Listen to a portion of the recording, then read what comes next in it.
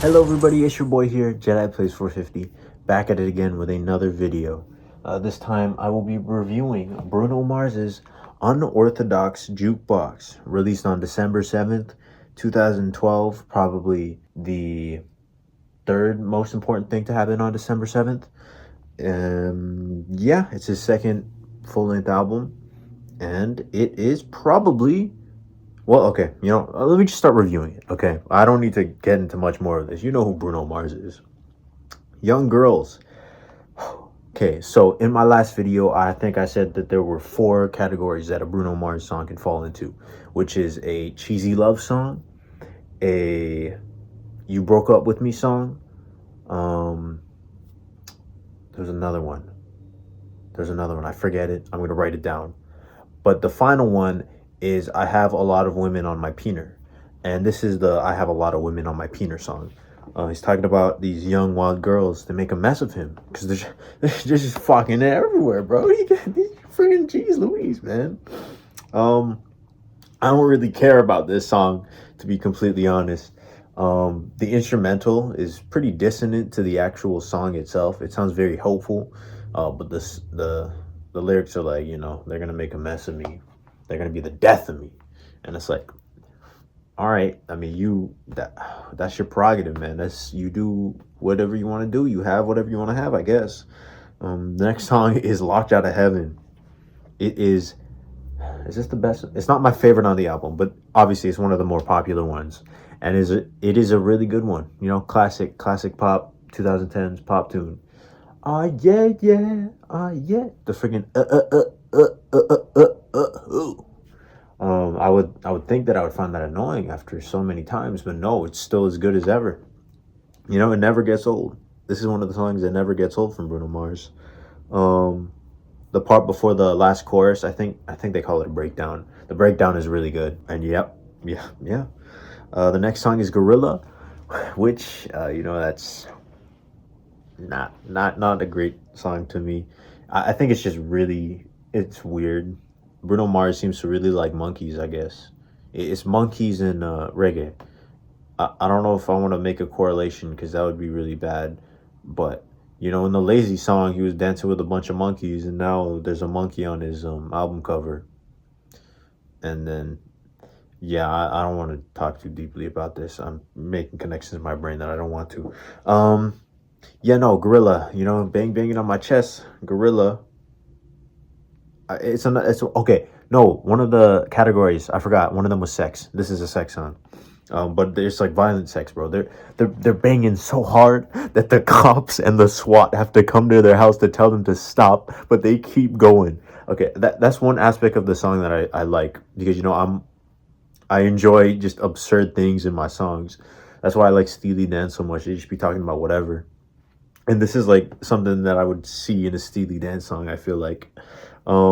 But I don't like the effect on his voice when it gets to the chorus. It goes like, it gets muffled, and you know what it sounds like because I'm going to play it. But not a fan of that. Not generally a fan of this song. The next song is Treasure, and I am a fan of this song. This is probably one of my favorite Bruno Mars songs ever. And it might be because of like the nostalgia I have surrounding it. I can imagine a very vivid image of my childhood, like going to like a party, and it just makes me feel happy inside. And the rest of the song is very happy. It's one of the optimistic songs, talking about, it's one of the loving songs. What's it? Give me your attention, baby. It's just so catchy. It's so fun. It's infectious. Like, it's got a certain vibe to it that I don't think any other Bruno Mars song has to it. I guess he's trying to go for, like in the music video, I know it's kind of like an 80s thing. I hope that's the decade. I mean, no one from that era is watching my videos, so I should rest easy. But yeah, no. It captures a certain vibe that I don't think any other song has ever done from him. And I really like it. I do really like it. Now, the next song, Moonshine. It reminds me of Blinding Lights, because Blinding Lights is trying to do an 80s synthy techno vibe.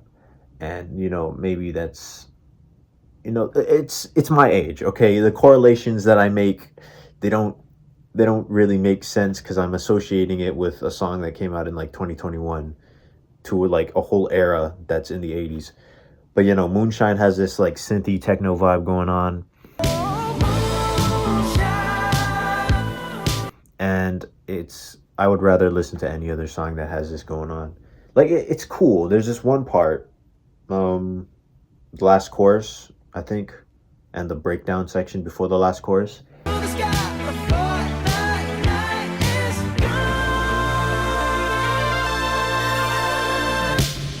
That's the point where it like really builds and it really gets to the best part of that whole synthy techno vibe, which I hope is what it is. Otherwise, I'd sound stupid. But yeah, I really like those parts. But the rest of it is, it's okay. I mean, it's not one of his hits, so it's not drilled into my brain. So I guess maybe that's why I don't like it as much. But I did like the other. I like the other side, and I like our first time from the last album. But whatever. I digress. The next song is "When I Was Your Man." So he seems to keep switching between a flop. Oh, I don't want to call them flops. You know, these still have millions of listens. But you know, he goes from less popular to very popular, and he seems to be keeping with that with "When I Was Your Man." I think this is one of his best ballads or like slower songs. It's one of the best breakup songs.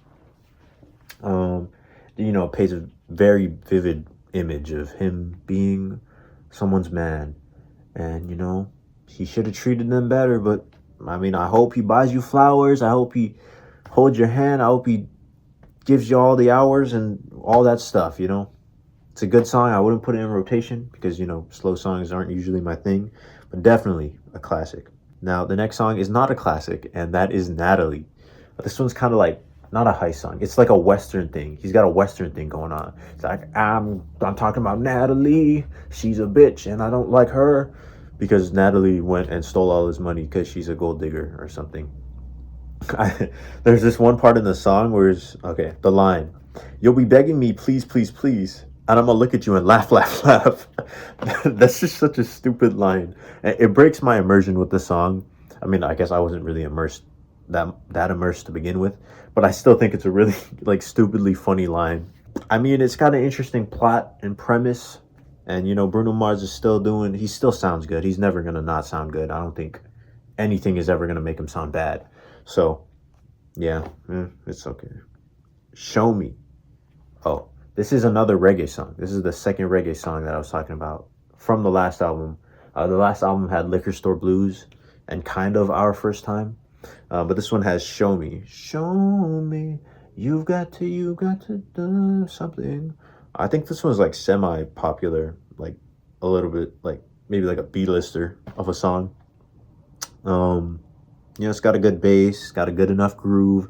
But again, I feel like I should be listening to real reggae music, if you know what I'm trying to say. The next song is Money Make Her Smile. It goes, money, money, money makes her smile. And it's another just like, I guess I have these preconceived notions, right? This bias towards the more popular songs. So when I hear a less popular song, I'm like, I don't really care. But again, that's not really true because on the last album, well, maybe that just means that I don't like these songs as much. Money Make Her Smile is just, it's kind of like, I guess it's kind of like Natalie because he's like talking about a gold digger again. Or no, it's a stripper. I think he's talking about a stripper because throwing money at the strip. Okay. Yeah, I don't really care for this one. And if I knew the last song on the album, I don't really care about it either. It's got kind of like a heartthrob 50s. I don't know if it's 50s. I don't know if it's an old-timey type of vibe going on here.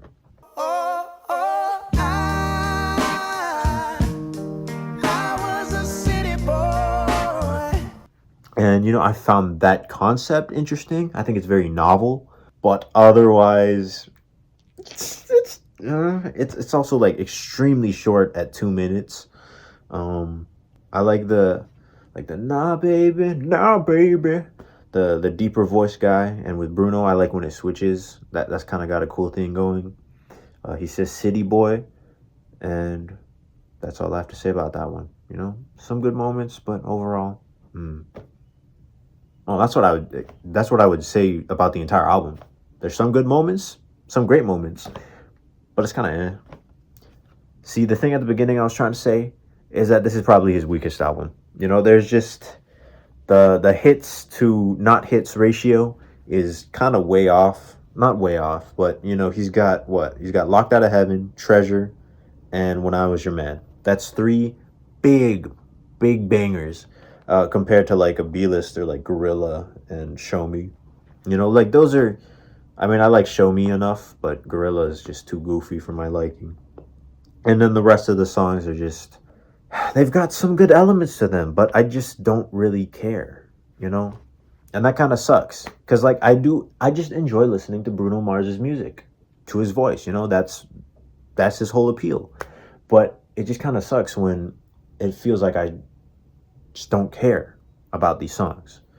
So yeah, I would give this one an all right, just because the ratio of like the hits and the whatever sounds good to me, it's off, and yeah, but it only goes up from here. So stay tuned for 24 Karat Magic, Silk Sonic, and The Romantic, which I still have yet to listen to, even though it already came out when I'm recording this.